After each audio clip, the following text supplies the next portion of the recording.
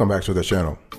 Before I give you the steps you need when it comes to flipping cars and make money, let me talk about a few things. First things first, what is car flipping? People talk about car flipping. What is that? Well, the business of flipping cars involves buying a used car and selling for a profit. Very simple. Generally, flipping is done privately without the involvement of a dealership, and the process is relatively quick. Okay, the goal here is what? The goal is to buy and sell the vehicle in a short amount of time while making money without putting in too much of work. There are several ways of doing this. Okay, and it's important to understand what goes on in the business side of things. So car flipping can be very profitable, especially if you are knowledgeable about cars in the first place and know what to look for when making a purchase. So you can't just start doing it if you're not mechanically inclined a little bit. You got to have some kind of mechanical expertise. I'm not asking you to become a mechanic per se, but you need to know what you're looking for. Okay, if you want to buy the vehicle for as little as possible and sell it for as much as possible, knowing how to get a good deal is critical. It is quite essential. Okay, now when we talk about flipping, there is a difference between flipping a car and reselling a car. So while flipping and reselling are similar, the goals and outcomes are very different. For example, when reselling a vehicle, you are usually either trying to make room for a new car or getting money for a new one. And this is done more privately. So there is no, I would say, profit perspective here. There's no profit motive here. And sometimes you just want to get rid of the vehicle to not deal with it anymore, right? However, with flipping cars, the goal is to make as much money as possible on the sale. That means that you'll have to put a lot more time and effort into researching the market and ensuring the car you are flipping is as valuable to the buyer as possible. Okay, so because of this, going back to what I said earlier, it helps to know a lot about cars and what potential buyers are looking for. So there are pros and cons rather, when it comes to flipping cars. So flipping a car takes quite a bit of work. You'll need to navigate state laws. I'll speak about that later on, but you need to navigate regulations. You need to have the patience to search for undervalued cars and good deals, because the thing is, you are looking for good deals. You need to be willing and able to undertake auto repairs and or modifications. And the thing is, you need to be able to take plenty of good pictures, high resolution pictures, place ads, and field calls and emails from interested buyers. Okay, and you could also get in over your head financially or even get scammed by another seller. So it's very important. I'm just giving you the overview of this whole business. Now let's get into the steps that you need to flip cars and make money over the long run.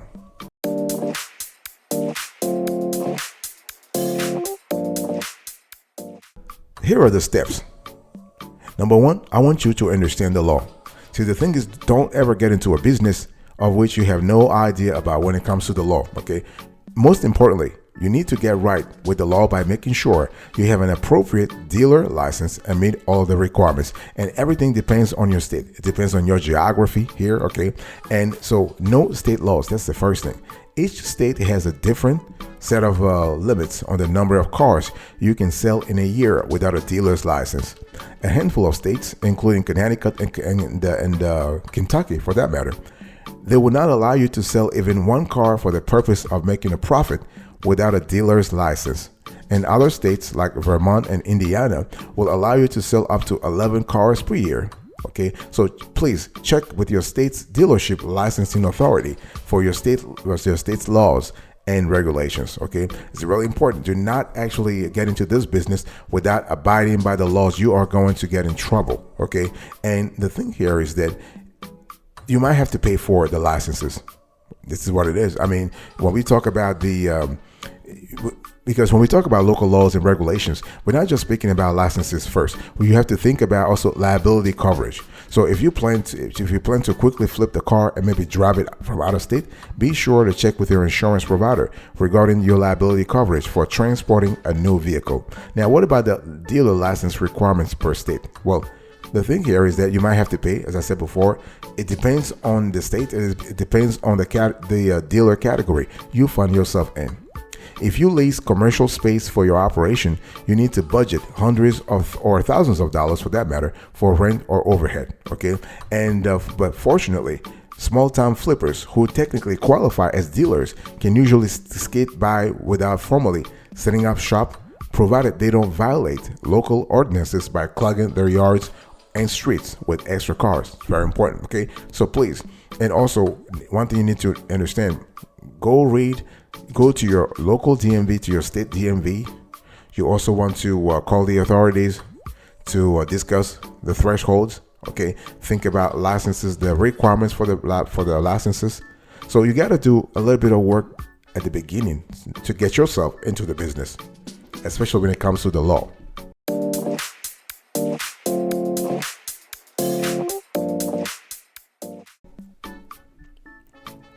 Step number 2, boss, you want to set a low budget. When we talk about flipping cars, it's not just about like how can you make money if you are buying cars at a very high price. No, you want to set a very low budget. And I really want to insist, it has to be low. The key to car flipping success is finding and buying undervalued cars at a low cost and selling them high. That means searching Craigslist, Facebook Marketplace, eBay Motors, newspapers, classified ads, and auctions to find what? To find a good deal. So you want to keep your purchasing budget very low and also budget for any repairs the car needs. I'll speak about that later on. So as with any big purchase, you need to set a budget for your flip. So seasoned flippers recommend starting with at least $1,500, enough for a serviceable auction car with moderate to high mileage and several years of service under its belt. Okay, and so you can actually fetch perhaps $500 or $800 after expenses. So higher budget basically mean higher profits within reason, of course. Many flippers caution against spending more than $5,000 to buy a flip, as the sphere of all cash buyers gets smaller as you move up the price scale. What I'm trying to say here is that people who have money, they don't want to buy secondhand cars. No, if they have money, if they have access to credit, they will rather buy new cars, or at least relatively new cars. So be very careful here about about having a large budget for your car flipping business. Okay, if you are new to flipping cars, the best way to get started is to budget for the first purchase and stick to it. That will help you keep the cost low and keep your profit margin higher. So having limitations like this will also force you to look for a better deal on your car purchase, which will always allow you to have higher profits. What I'm trying to say is set limit for yourself, very important, and get cash. Oh yeah, it works all the time. So before you start buying, you probably need to scrounge up cash to match your budget. And the thing here is that, and I'm saying this probably because many public auctions accept major credit cards. Still, unless you are running a balance on a low APR credit card, you will need the cash soon enough to pay your bill. So if this is your first flip, consider setting aside some extra cash, perhaps half your buying budget, okay? And so because that will come in handy on your second flip after you've learned the ropes on a burner car and you are ready to spend more for a healthier profit margin.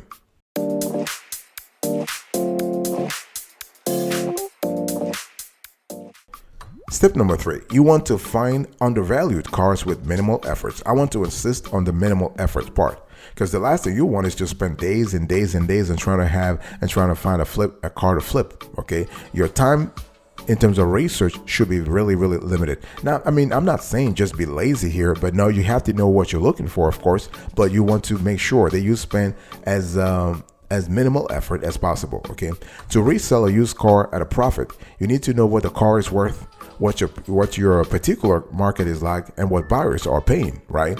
And you have a lot of online evaluation sites that can give you an idea of the average prices of any used vehicle you are considering buying. Okay, if there is too small of a difference between what you can buy the used car for and what you think you can sell it for, there might not be enough profit to make it worthwhile. So this is important. Please do not waste your time on cars that are just making you broke. You don't want that anyway. Okay, so know your market.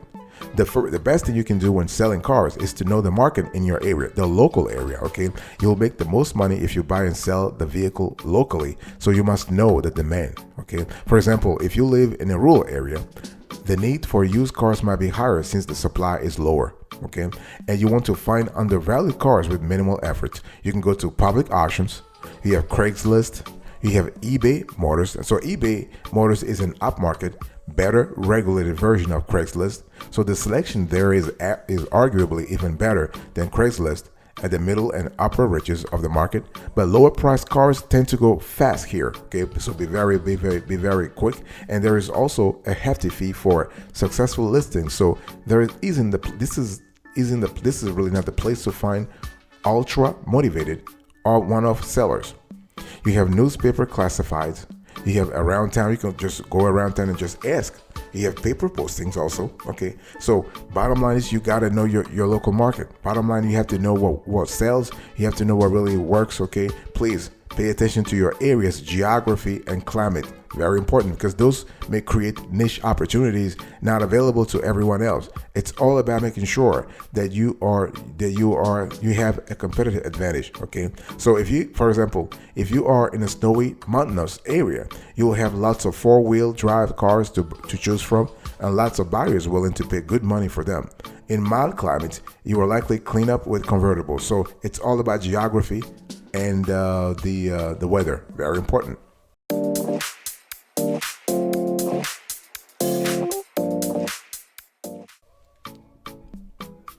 Step number 4, I want you to look for specific things in the car that you want to flip. Okay, there are some specific things you want to look for. First, low mileage. Low mileage is one of the most important things to look for in a motor vehicle when buying it to flip, right? A car with less than 100,000 miles on it will be much more likely to sell and less likely to have any severe issues. So finding a good ratio of mileage to sale price is a quality that a successful car flipper will have to achieve. And this is what you have to do anyway. Now, when you start, it could be a little difficult for you to really understand, but do your research. A low miles and a low price usually mean you can sell the car for more money to the new owner. And you want to have a good vehicle history report. Okay, so before agreeing to buying any vehicle to flip it, be sure to get a detailed vehicle history report. So using the VIN, the vehicle identification number, run a report from a Carfax or AutoCheck. So these reports reveal vital information about the car, whether it's been in any accidents, the registration status, and whether there are any liens on it. It's also crucial information that you should have before deciding to buy a car to flip. Think about the demand. Okay, if you are going to you want to get into car selling, you need to have high demand. You need to know which vehicles are in high demand in your area. Again, it's all about geography. It's all about local geography. Okay, know really what really works. Okay, and typically the types of cars that are most popular will change from month to month, and alternatively, a region might have consistent sellers due to industry or weather. Read the listings carefully. Okay, very important. When evaluating whether a vehicle can be flipped, look for low mileage, minimal damage on the exterior. Okay, no rust, clean interior, no weird smells, functioning operating systems, and a clean engine and engine compartment. Ask how many owners the car has had and how long it's been sitting. Okay, test drive the car if you can, and bring along a mechanic friend if you have one. Finally, be honest with yourself about the cost of any repairs you might be able to undertake. You want to visually inspect the interior, and you want to visually inspect the exterior. Those things, you don't read about them, you actually have to visually see the interior. So once you are face to face with a promising car, get busy checking it for defects. Start by visually inspecting the interior for damage, flooring, safety features, and instrumentations. Don't worry too much about trash and personal possessions. You can clean out the former, and the auction lot or private seller will take care of the latter. Okay, and also the exterior. Is the car dirty? Wet your finger and running along the side of the car. If you are able to wipe off dirt with a single pass or a more vigorous scrub, the vehicle will likely look a lot better once it's washed. Okay, so look for scratches, dings, dents, and rust. Those are really important.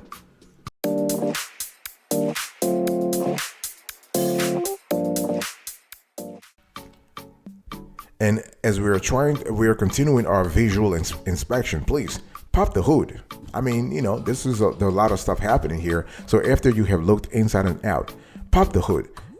So you want to pay attention to a few things. So what happens here is that at an auction, you'll be much more rushed and face much more competition. Still, you want to check as much as possible of the following for any used car warning signs. So the engine oil, check all levels and color.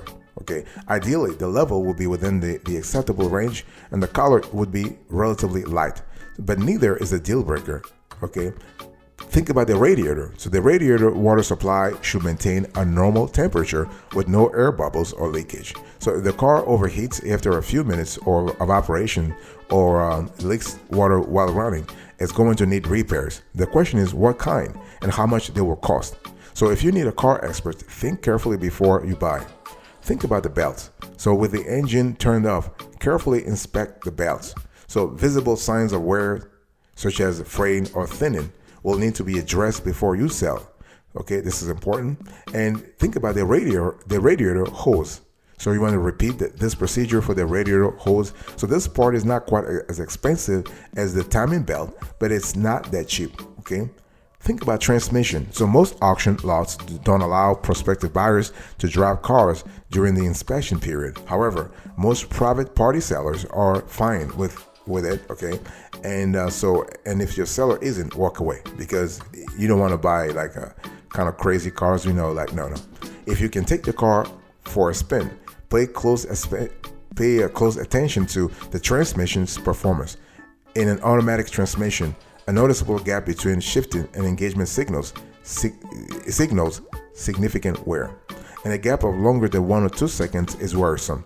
The transmission might not be long for this whole thing. Okay, think about the brakes also, very important. And you want to ask how long it's been sitting. You want to run a VIN check. Okay, if you're buying in a private party sale, run its VIN with the National Insurance Crime Bureau and safercar.gov. Both are free, by the way. And the former has accurate, up-to-date information about car theft and can tell you whether the car was legally obtained by the current owner. So I'm speaking here about the National Insurance Crime Bureau.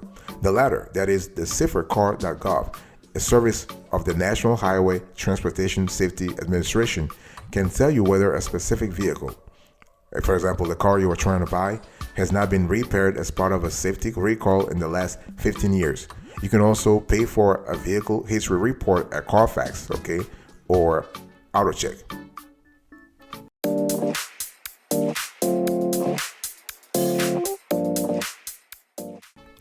You have to know how to buy, boss. You have to know how to buy the car that you are trying to flip. Okay. Now, how do you actually buy the car? Now, you really want to do some research before you hit the auction lot. Thoroughly review its rules and procedures. Remember, you are going to bid against a lot of other flippers out there, and the procedures can be pretty detailed. This is what it is, and so you need to really know what you're up against. You also need to know how to legally transfer title and register your car. And you got to know this before you actually go there, okay? And what I'm trying to say here is that if you buy at auction, the lot will take care of this, but it is a critical consideration for private party sales. I'm talking about title, transfer, and registration, and car registration. Transfer and registration procedures vary somewhat by state. So when in doubt, I want you to actually consult your local DMV before proceeding. Now, you want to ascertain the fair market value of the car. Again, it's not about just buying a car too high. How do you know if the car is overpriced? You can use a lot of platforms. For example, KBB is a good one. You have Edmunds is a good one. So those platforms allow you to ascertain the fair market value, okay, before you buy anything. And you'll have information you'll have the price based on the common make, the model, the trim, the year combinations. And you can also buy from a dealership. Now, at car dealerships, they'll be factoring in a profit margin to their price. So it's not generally the best place to find a good deal, okay? That being said, it may be worth having a look and seeing if they are able to do a deal on anything that they want to get rid of quickly. You can also buy from a private seller. So when you buy from a private seller, you should have more time to inspect the car, which is beneficial for finding any fault. Okay, let the seller know beforehand that you will be doing a thorough inspection so that they are not caught off guard. And you can also negotiate a good deal with the private seller if you present a good case, and always trying to pay in cash. If you pay in cash, people are willing to accept whatever whatever you offer. And please negotiate your price, okay? And you want to consider the needed repairs and the cleaning costs. Those are important, okay? Because the price that you pay is one thing, but you have to think about the extra cost that you will have to pay afterwards, okay? And consider the marketing cost also. Ideally, you want to post the car that you are selling on sites that are free, but paid ads can mean more eyeballs on your listing. It really depends on the car and the profits the price that you are selling at. Okay, negotiate a final price or just bid. So once you have done thorough due diligence, cut to the chase really. If you are buying at auction, bid on the car when it comes up. Remain unemotional. The quickest way to destroy your margins is to get into a bidding war that pushes the sale price past your top dollar. If other bidders want the car more, let them have it. There are plenty more on the lot, no doubt. Okay, in a private party sale, try to give the seller down to their bottom dollar or below. This is where knowing how to spot motivated sellers comes in handy, even without a clear giveaway. Okay, and so ask the seller why they are parting with the car. If you're lucky, they'll reveal, possibly indirectly, that they are trying to raise money or need to sell fast in advance of a long distance move. So again, anything that you can gather to increase your chances of getting the car cheaply, go ahead and do it. And prepare your paperwork. So once you buy the car, there will be some paperwork to legalize the sale. Okay, make sure you have a bill of sale with blank spaces for vehicle identification number, date, sale price, odometer rating, your name and address, and the seller. You also need a transfer title or the original title, which needs to be signed and dated by both parties and taken to the Department of Motor Vehicle. Okay, and so don't buy a vehicle that does not have a title.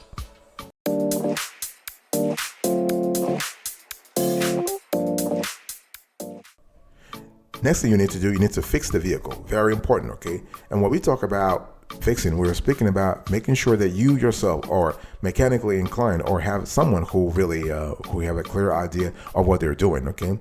Save time and money without sacrificing workmanship. So you bought your car, warts and all. Now it's time to see how unsightly those warts really are and fix them at a reasonable cost. So you want to diagnose mechanical issues, okay? And so it's all about, it's kind of similar to a home inspection process. So you were actually inspecting the car, okay? You want to research your symptoms. Again, what I'm trying to say here is that make sure that you have a clear idea of what the symptoms are, even before you bring the car to a mechanic. You need to get a sense of what you might be up against, okay? Heading straight to the repair shop is a surefire way to pay for repairs that you don't need, especially as a novice who doesn't know a ball bearing from a carburetor. So as you gain experience and confidence, you will find it easier to detect mechanics bluster, okay? So Googling the symptoms is a start, but filtering out overtly advertorial and self-interested information sources is a chore. So what you want to do is you want to go to specific platforms that allow you to have a symptom checker.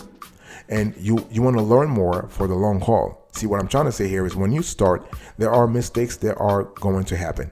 And don't let those mistakes deter you, okay? It's part of the learning process. And set your repair budget. You really need to know what's wrong with the car. Think about your target margin, your profit margin, the vehicle make and model. So vehicle repair and maintenance cost vary widely by make and model, okay? So if you have European luxury brands such as BMW, Mercedes-Benz, Audi, they cost far more to maintain than economical imports like Toyota, Honda, and Hyundai. Okay, and so think about the prevailing repair cost in your area. So you get your repair cost and choose your shop. Very important. If you don't have a friend in the industry, you can choose your shop, okay, and prepare the car for flipping. So you want to get a professional inspection, do a thorough test drive yourself. You want to detail the vehicle, and you want to take high quality pictures. High quality pictures will always actually finalize the deal for you. Very important to do this, okay?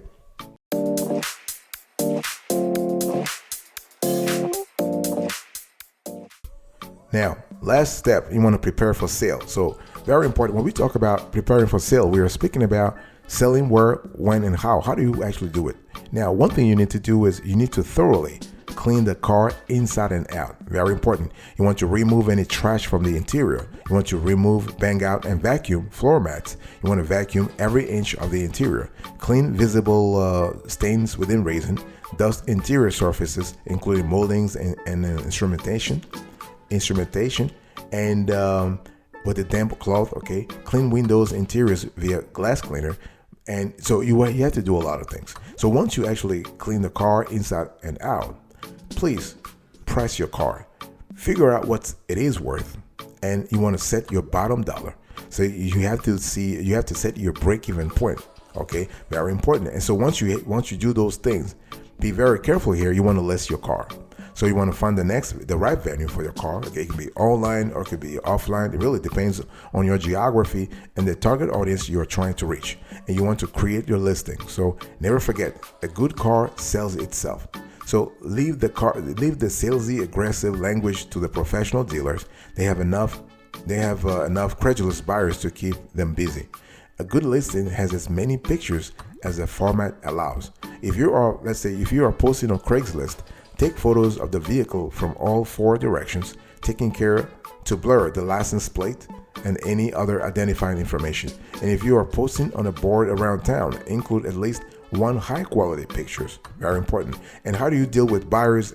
You have to deal with buyers professionally and close the sale as fast as possible. Okay. If your car is priced right and listed in the right places, you should start hearing from interested parties soon. Okay. And you want to verify payment. Once you have interested parties, verify payment. In the world of private party auto sale, cash is king. Before you meet your buyer, verify that they are paying with cash or a blank check. Do not accept personal checks from anyone you don't know unless they are willing to let you keep the title until the check clears, which is not likely. You want to vet and meet buyers if possible. You want to negotiate or not depending on the car. Okay. You want to consider your return on investment versus the time on the market, and you want to reinvest your profits for the next car.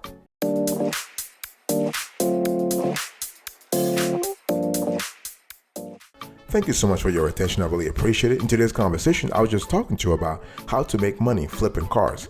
Number 1, understand the law. Number 2, set a low budget. Number 3, you want to find undervalued cars with minimal effort. Number 4, you want to look for specific things in a car to flip. Number 5, you need to know how to buy. Number 6, you need to fix the vehicle. And number 7, prepare for sale.